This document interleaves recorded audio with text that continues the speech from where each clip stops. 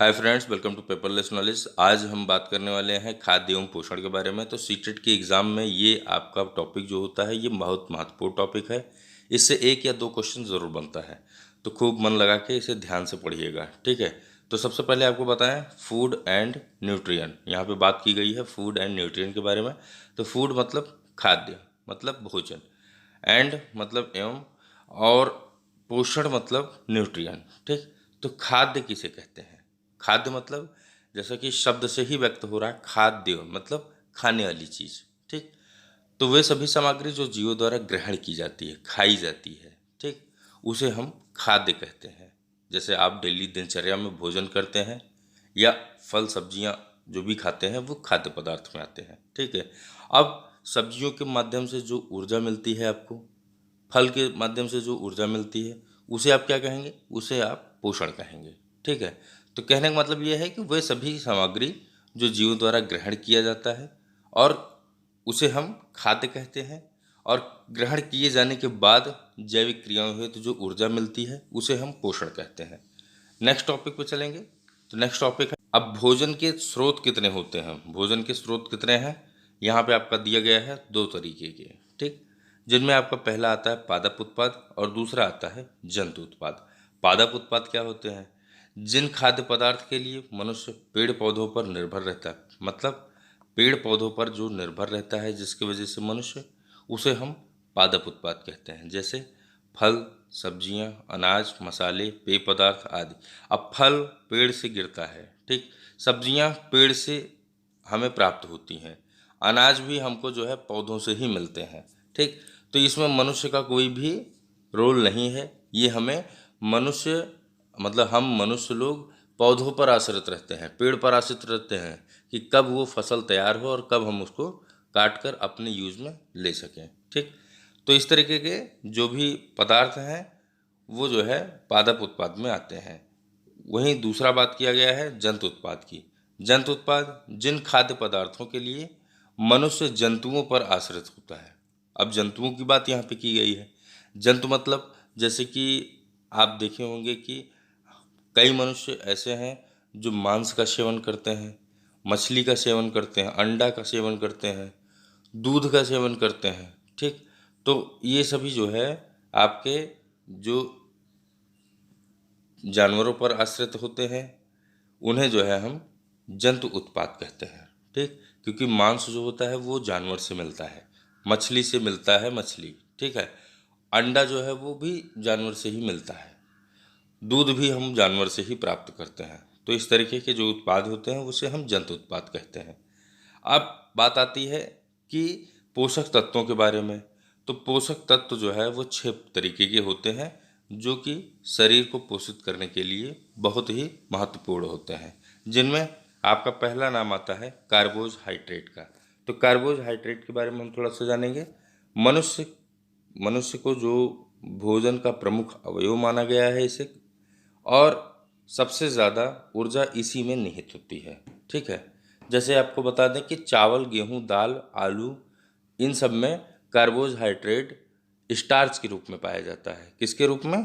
Starch के रूप में, ठीक है। ये आप नोट कर लीजिएगा। स्टार्च के रूप में कार्बोहाइड्रेट पाया जाता है किसमें? गेहूं, चावल, दाल और आलू में। अब आपको बता दें कि स्टार्च शर्करा का बहुलक होता है। क्यों होता है? क्योंकि यह बहुत सारे शर्करा अणुओं से इकट्ठा होने से बनता है। वहीं आपको बता दें इसके जो महत्वपूर्ण फैक्ट्स हैं उसके बारे में थोड़ा सा हम जानते हैं। तो मानव शरीर में ग्लाइकोजन एवं स्टार्च के रूप में ऊर्जा संग्रहित रहती है, ठीक है। किसके लिए? आपातकालीन के लिए, कभी भी आपको ज़रूरत पड़ती है तो उसके लिए ग्लाइकोजन और स्टार्च के रूप में जो है मानव शरीर में यह ऊर्जा संग्रहित रहती है। दूसरा चीज़ आपको बताएं कि कार्बोहाइड्रेट की कमी से मनुष्य की कार्य क्षमता में कमी आ जाती है और अधिकता से सुस्ती एवं आलस्य बढ़ता है।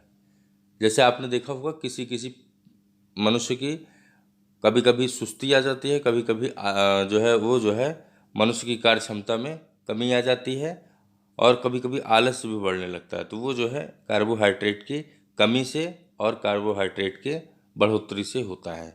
नेक्स्ट पॉइंट आपका है प्रोटीन। तो प्रोटीन पे थोड़ा सा हम बात करेंगे। प्रोटीन शब्द का निर्माण लैटिन भाषा के प्रोटियो से हुआ है। इसका अर्थ प्रमुख महत्व वाला है। ठीक है, आपको बता दें कि जीवन के लिए सर्वाधिक महत्वपूर्ण तत्व माना गया है प्रोटीन को, और ये दो तरीके के होते हैं। कौन से? एंजाइमेटिक तथा संरचनात्मक। ठीक, एंजाइमेटिक पहला है आपका, दूसरा है संरचनात्मक। इसे आप नोट कर लीजिएगा अपनी डायरी में। तो सबसे पहले हम चर्चा करेंगे एंजाइमेटिक प्रोटीन की। तो शरीर में जो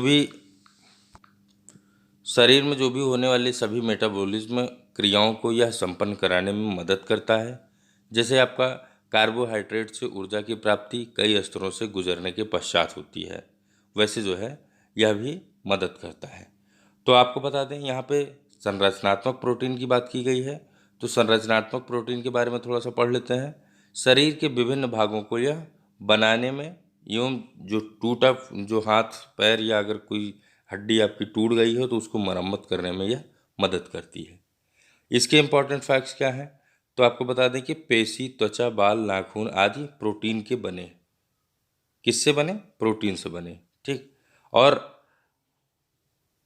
आरबीसीएस में हीमोग्लोबिन भी प्रोटीन का बना होता है, जो कि ऑक्सीजन और कार्बन डाइऑक्साइड के आदान प्रदान का मुख्य कार्य माना गया है।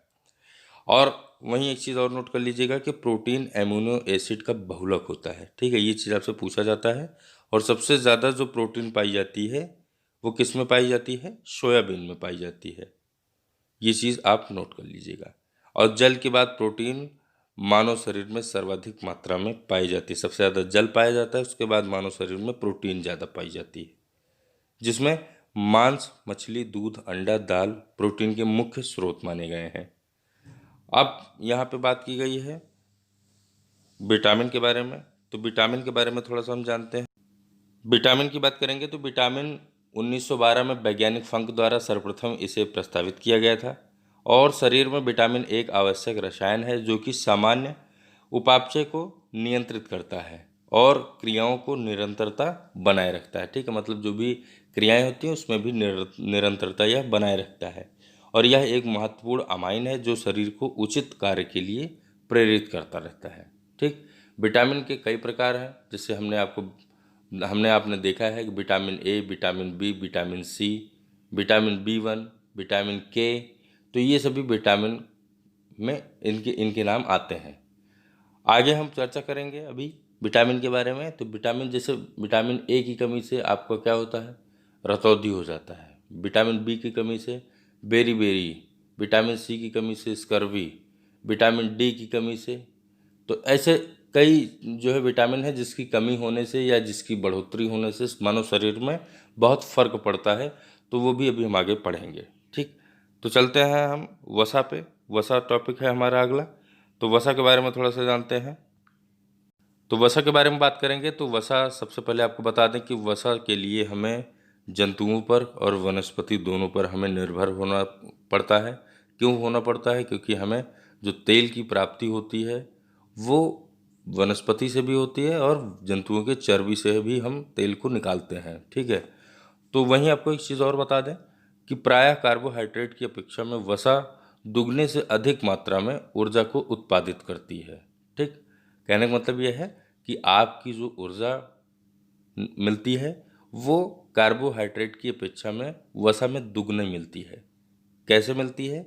तो यहाँ पे आप नोट कर लीजिए कि जैसे 1 ग्राम से हमें 4 कैलोरी ऊर्जा अगर प्राप्त होगी, तो वहीं पे वसा से 1 ग्राम में 9 कैलोरी ऊर्जा प्राप्त होगी। ठीक है, अगर आपको कार्बोहाइड्रेट से 4 कैलोरी ऊर्जा प्राप्त हो रही है 1 ग्राम में, तो वहीं पे जो है आपको वसा में 9 कैलोरी ऊर्जा प्राप्त होगी 1 ही ग्राम में। तो इस तरीके से आप देख सकते हैं कि वसा में ज़्यादा ऊर्जा प्राप्त होती है, दुगने से अधिक ऊर्जा प्राप्त हो रही है। ठीक है, इसके महत्वपूर्ण फैक्ट्स क्या हैं तो वो आप नोट कर लीजिए। वसा का संगठन कार्बन, हाइड्रोजन और ऑक्सीजन के रासायनिक संयोग से होता है, लेकिन कार्बन व हाइड्रोजन की अपेक्षा ऑक्सीजन तत्व काफ़ी कम मात्रा में होता है। और यही कारण है कि वसा का निर्माण किसी एक ग्लिसरॉल पदार्थ, एक वसीय अम्ल के संयोजन से होता है। ठीक है, तो नेक्स्ट पॉट हमारा है खनिज लवण। तो खनिज लवण के बारे में थोड़ा सा जानते हैं। चलिए बात करेंगे खनिज लवण के बारे में। तो आपको बताएं कि सोडियम, कैल्शियम, लोहा, आयोडीन, मैग्नीशियम और भी अन्य पदार्थ ऐसे हैं जिनमें खनिज लवण पाया जाता है, ठीक है। और सभी खाद्य पदार्थों में कुछ न कुछ प्रकार के खनिज अवश्य मौजूद होते हैं। जैसे आपको बता दें कि कैल्शियम और मैग्नीशियम दूध और डेयरी का अच्छा उत्पाद माना गया है, इसका अच्छा स्रोत माना गया है, ठीक। यहाँ पे एक पॉइंट और नोट कर लीजिए कि आयरन और जिंक का अच्छा स्रोत रेड मीट को माना गया है। और वहीं पे आयोडीन के तौर पर अगर हम आयोडीन की बात करें तो आमतौर पर आयोडीन समुद्री भोजन और सब्जियों में अच्छा स्रोत माना गया है। जैसे कि जिन मिट्टी में उनका उत्पादन होता है, जो सब्जियां हैं उनका उत्पादन जिनमें होता है या भोजन हम जिस मिट्टी के बर्तन में बनाते हैं, आमतौर पर आयोडीन के अच्छे स्रोत माने जाते हैं। वहीं अब बात करेंगे हम जल के बारे में थोड़ा सा। तो जल एक पेय पदार्थ है और कई खाद्य पदार्थों, विशेष रूप से सब्जियों और फलों में एक घटक के रूप में यह पाया जाता है, ठीक। तो दोस्तों अभी हम चर्चा कर रहे थे विटामिन के बारे में, तो विटामिन के बारे में भी थोड़ा सा हम फिर से पढ़ेंगे। तो जैसे आपको हम बता दें कि विटामिन कई प्रकार के होते हैं, जिनमें वसा में जो घुलनशील विटामिन है वो ए, डी, ई और के है, शामिल है। और वहीं पे आपको बता दें कि आमतौर पर विटामिन पानी में घुलनशील होता है। जैसे विटामिन बी के समूह में जो विटामिन होते हैं और विटामिन सी के समूह में, ये वसा में अघुलनशील होते हैं, ठीक। तो इसमें थोड़ा सा हम आपको बताएं, जैसे कि अभी हमने पिछले उसमें चर्चा किया कि विटामिन कई तरीके के होते हैं। तो फल और सब्जी आमतौर पर विटामिन सी और ए और फोलिक एसिड के अच्छे स्रोत माने जाते हैं, ठीक है। तो हमने बताया था विटामिन सी की कमी से स्कर्वी रोग होता है। और यहाँ पे फल और सब्जियाँ आमतौर पर विटामिन सी, विटामिन ए और फोलिक एसिड के अच्छे स्रोत माने जाते हैं, ठीक। अनाज और आमतौर पर विटामिन बी समूह के विटामिन और फाइबर के अच्छे स्रोत माने जाते हैं, ठीक। वसा वसा की अगर बात करें तो पूर्ण वसा वाले डेयरी और अंडे की जर्दी आमतौर पर वसा में घुलनशील और विटामिन ए, डी और ई के अच्छे स्रोत माने गए हैं। किसके? ए, डी और ई के अच्छे स्रोत। और दूध और सब्जी या सोयाबीन का तेल आमतौर पर विटामिन के का अच्छा स्रोत माना गया है, जिसे आंत के जीवाणुओं द्वारा संश्लेषित किया जाता है, ठीक। तो चलते हैं नेक्स्ट टॉपिक पे। रीना को आम पसंद है, वह इन सर्दियों के लिए संरक्षित करना चाहती है। निम्नलिखित में से कौन सा उन्हें संरक्षित करने का एक अच्छा तरीका है? तो यहाँ पे 4 तरीकों के बारे में बताया गया है। इन चारों में जो आपका सही आंसर होगा वो है आपका ऑप्शन डी, ठीक। तो मैं इसमें जो है आम और पापड़ अचार बनाने के लिए बात की गई है। क्यों? क्योंकि सर्दियों में क्या बनता है? आम, पापड़ और अचार। इससे आपको बताएं कि जैसे कि सर्दियों के लिए जो संरक्षित करना चाहती है उसके लिए एक अच्छा तरीका आम, पापड़ और अचार बनाना है। जब आम के गूदे को उबाला जाता है तो यह गूदे में शामिल सूक्ष्म जीवों को मार देता है और सुखाने की मशीन या अर्ध ठोस आम पापड़ सूक्ष्म जीवों की क्रिया को कम करता है और इसमें नमक और चीनी मिलाया जाता है। इससे क्या होता है? उसमें मौजूद एंजाइम की क्रिया रुक जाती है, ठीक।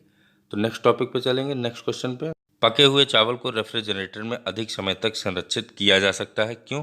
क्योंकि यहाँ पे आपके 4 ऑप्शन दिए गए हैं, चारों में से जो सही आंसर है वो है ऑप्शन ए, कम तापमान पर रोगाणु निष्क्रिय हो जाते हैं, ठीक।